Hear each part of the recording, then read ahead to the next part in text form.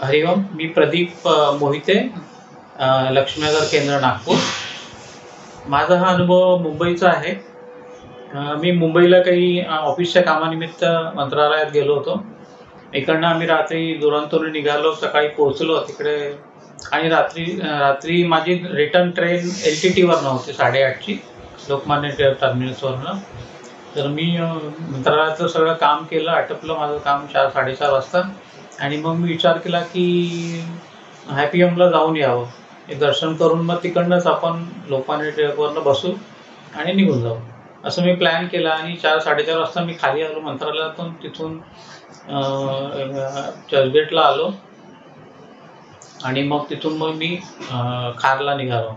तर खारला आलो, तिथे उतरलो मी आणि पायीच तेव्हा 5-5:30 वाजले होते। मी एक 15-20 मिनिटात तिकडे हॅपी होमला गेलो, हॅपी होमला दर्शन वगैरे केलं आणि मग तिथे मी सगळे स्तोत्रपठण हे ते सगळं केलं।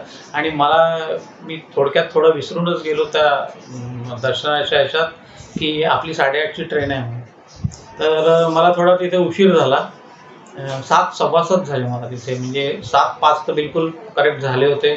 तर मी म्हटलं आता निघायला पाहिजे आपल्याला इथून माहिती नाही LTTला कसं जायचं, म्हणून मला माहिती पण नव्हतं। म्हटलं रिक्षा घेऊ आणि आपण जाऊ इथून। तर मी पहिल्यांदाच LTTवरनं बसणार होतो, मी कधी त्या स्टेशनला गेलेलोही नव्हतो। तर मी सहज विचारलं, मग तिथे समोर दारात प्रसाद वाटणारे आपले भक्त हे होते श्रद्धावान, त्यांना विचारलं, म्हटलं मला LTTला जायचं आहे, तर आता मला 8:30ची माझी गाडी आहे। तर ते म्हणाले बापरे, तर आता तर 7:15 वाजले, तुम्ही कशी काय पोहोचणार LTTला?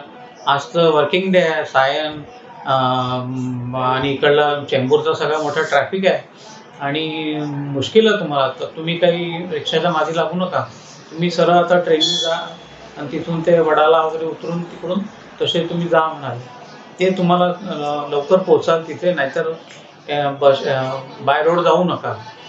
तर मी कधी त्या ट्रेननी तिकडे गेलेलो नव्हतो आणि काही नाही, आता मी गोंधळलो। मग तसंच नमस्कार केला आणि बाहेर निघालो।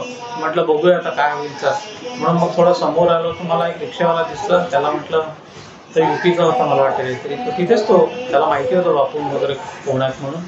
तर मी त्याला विचारलं, म्हटलं अरे तू LTT जाणे काय? तर तो म्हणाला की कितने बजे की ट्रेन है? तो मतलब 8:30 ट्रेन है। क्या साहब? बोले अभी तो 7:20 7:25 हो रहा है, बोले आप तो मुश्किल है पहुँचना, तो बहुत ट्रैफिक है बीच में, अभी ट्रैफिक नहीं मिलेगा तो शायद पहुँच सकते हैं अपन, लेकिन आज तो 100% रहेगा ही ट्रैफिक। तो मैंने बोला वो ट्रेन से बोल रहे थे, लेकिन मैंने बोला इधर ही जाएंगे रिक्शा से ही। तो ठीक है बैठो, बोले अभी आप कहाँ से आ रहे? बोले मतलब मैं अभी हॅपी होम से दर्शन करके आए है ना, तुम्हारे गुरु है साथ में, शायद पहुँचा भी नहीं सकते हैं, म्हणून तो त्यांनी मला बसवलं आणि निघालो। तर सगळं ट्रॅफिक क्लिअर व्यवस्थित, अगदी मी 8:20ला जाऊन पोहोचलो तिथे। तर माझ्यापेक्षा त्या रिक्षावाल्याचं आश्चर्य वाटलं, त्याला वाटलं की अरे तुम कैसे क्या पहुँच गए इतने जल्दी? नहीं तो अपन तो पहुँच गए, बोले तो साला मुश्किल कैसा है, कितना ट्रैफिक था, हर दिन ट्रैफिक रहता है, फिर अभी अपन कैसे पहुँच गए यहाँ पे? तो आपके गुरु ने यहाँ पे आपको सही सलामत और बराबर टाइम पे ला लिया है, बोले 10 मिनट पहले, तो अभी आपको अच्छे से ट्रेन वेन मिल सकते, बोले। बापूंना तिथून नमस्कार केला। बापू म्हटलं पहा, तुम्ही तुमच्याकडे आलो होतो, तुम्ही काळजीने मला इथपर्यंत पोहोचवलं, आज मी व्यवस्थित जाईल। असा हा एक बापूंचा दुसरा अनुभव। हरिओम श्रीराम अंबत।